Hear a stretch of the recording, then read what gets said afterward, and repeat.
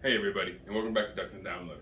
So tonight I wanted to go over something I think is really interesting.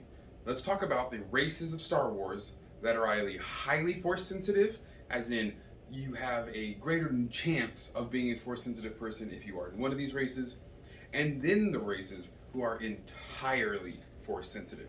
That's right, there are a good handful of races out there that every single one of them is born into some knowledge and use of the Force itself. So let's kick things off with one species that we know absolutely nothing about, so why not start there? Yoda's species. We have Yoda, Yaddle, and Grogu. Three small, large-eared, green, bipedal creatures that are extremely attuned to the Force. Now, with Yoda and Yaddle, people began to assume, Yoda's species must be in tune to only the light side of the Force, or have a greater gravity towards it, like some other races will have towards the dark side. But that's not true.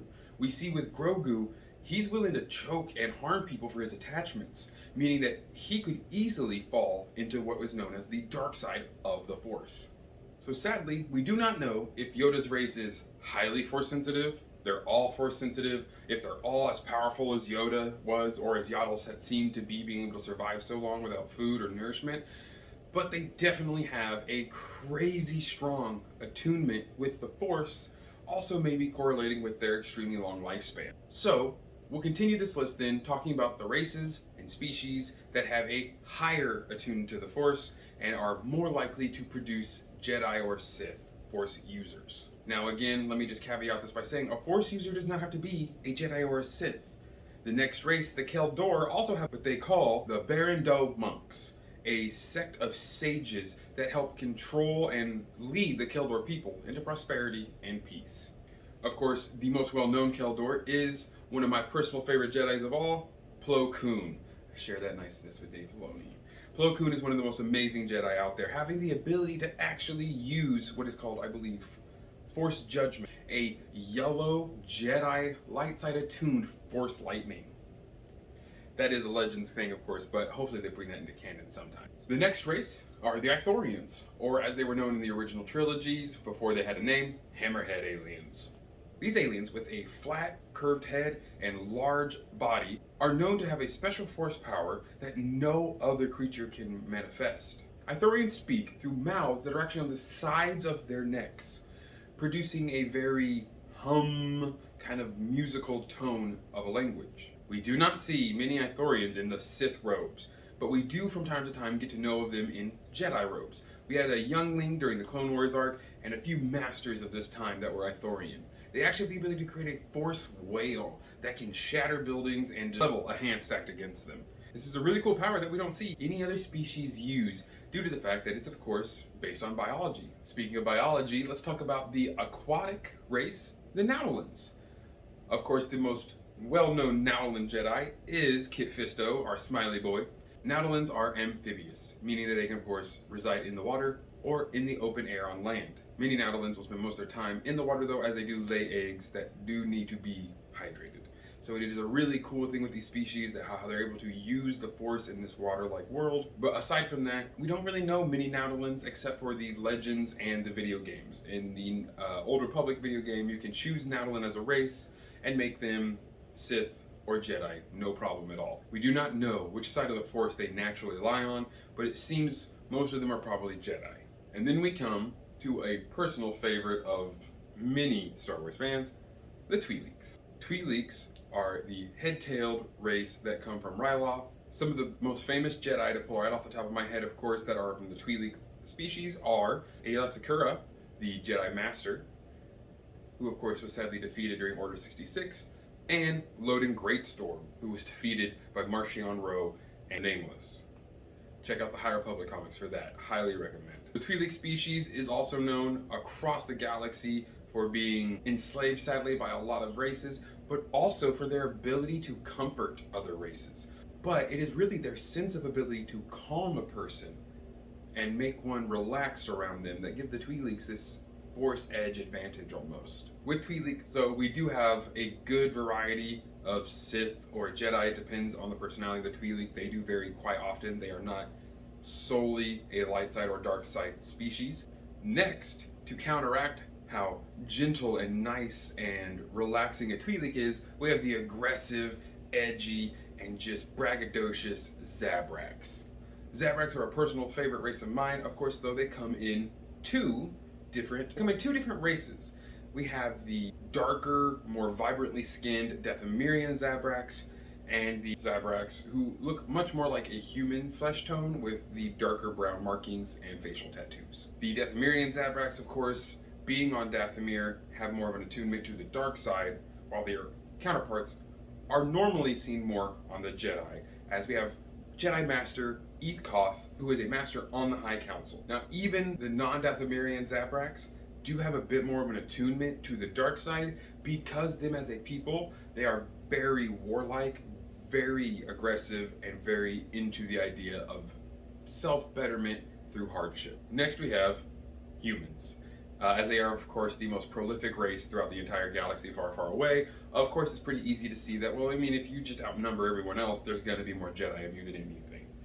There are also more Sith humans than almost any other race, except for the ancient Sith pureblood. Humans having a disposition for the dark side or the light side due to mostly their xenophobia and egotistical nature. Most humans will make up the Great Lords of the Sith, especially at the Galactic Empire time, due to the fact that, well, honestly, it's racism. Even in the Old Republic, the human race did not enjoy the idea of having many aliens in the Sith Order, aside from Sith purebloods. The last is a fun mention. We have the Duwinagon space dragons. They are mentioned in the High Republic novels, but apart from that, everything else is a legend source. So canonically, all we really know is there is a highly force-sensitive race that have the ability to travel through space with no ship needed. Now over to all sensitive. And that means not to the point where they can all move rocks and levitate and do a lot of force powers, but they are all connected to the force far more greatly than other species. It is important to know that not every single member of these species is going to be as powerful as the last or the next, due to the fact, of course, the force moves differently based on the midichlorian count per body. But we will start off with the Anzat. This is a really cool race that I really hope they bring into a canon show, because I think it'd be really interesting to see, aside from what one we do see in the Mos Eisley Bar in A New Hope. The Anzat are a humanoid-looking creature, very similar in all makeup as us, except for mainly their nose has far more of a lift, giving them almost like a snout look. And these feelers, they have two feelers, probe-like feelers, that were actually protrude from their upper cheek, and they use it to drink what they call the soup, the brains of their enemies and even friends. Next, we have my all-time personal favorite, Sith. The Sith purebloods, or the Red Sith, were the race that Ajunta Pall and the Fallen Jedi found on the planet Korriban.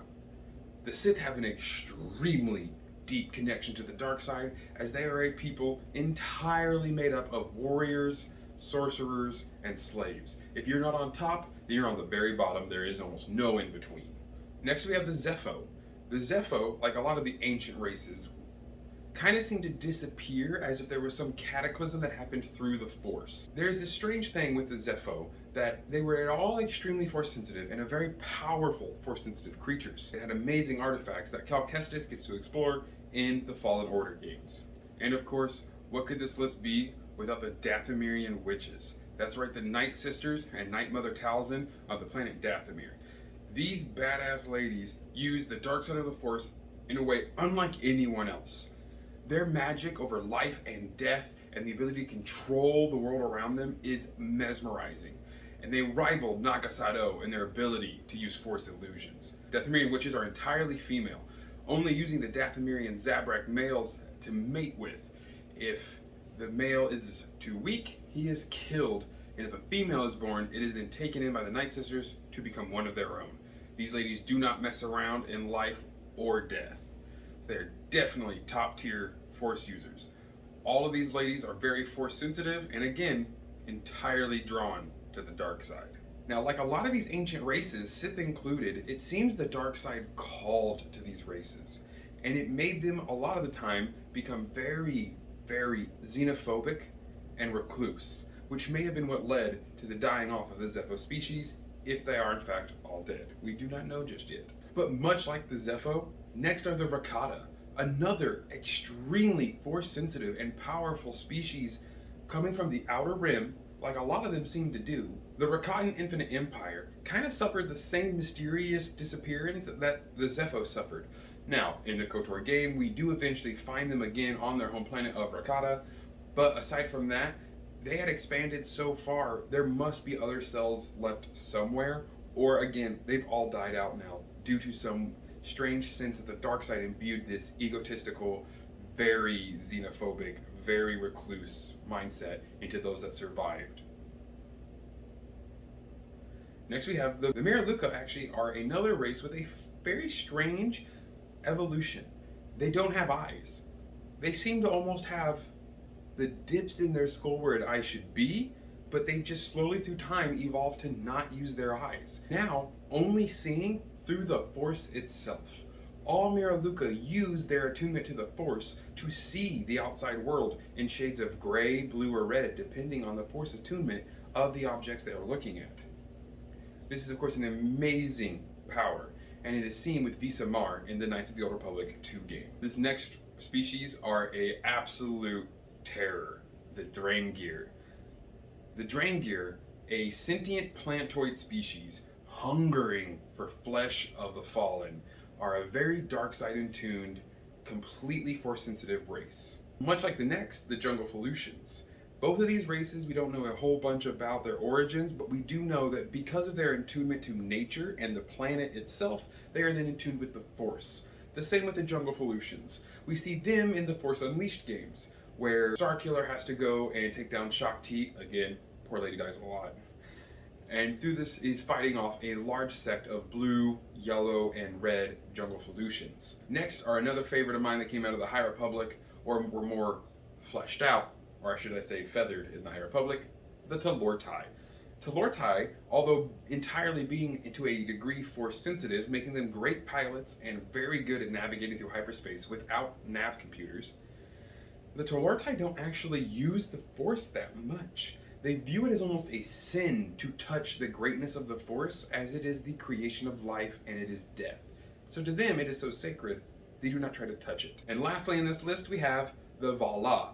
The Vala, also again an entirely force sensitive race with really cool cartilagenic bones, so they're extremely nimble. Have another attunement to the dark side, very xenophobic, following a cult on their planet that leads the entire planet through its own machinations, and all must follow the doctrine and teachings of this dark side cult. So here's a point I'm starting to think up, and something that I find very interesting. Most of these species, where every single one of them is in tune to the Force in some degree, definitely get a sense of grandiose about themselves and get very egotistical. Again, perhaps it is just this constant attunement to the Force that made them feel like they are, of course, better than anyone else. It is very strange, though, how the other species that don't have all Force sensitive, but a higher number, are more light side attuned, maybe being the oppressed, while these species with all Force sensitive are the oppressor.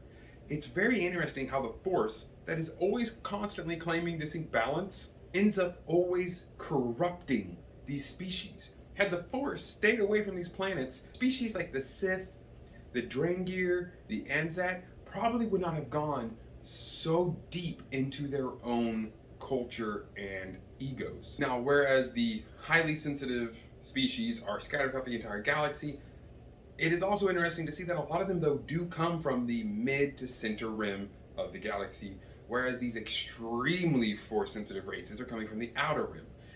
Maybe living on the edge of space, far more secluded from everyone else, makes you more powerful and stronger in the Force because you have to rely on something, because you have nothing else besides you, yourself, and the Force around you. It is a really interesting fact, though, and I'd love to hear your guys' opinion. Why do you think that a species that are entirely Force able almost always fall to the dark side? And what is your favorite Force sensitive species? Well, that's all I got for right now, but I look so forward to talking to you guys again soon and uploading as much as possible. Don't forget to like, share, and comment down below, and I look forward to seeing you all again next time.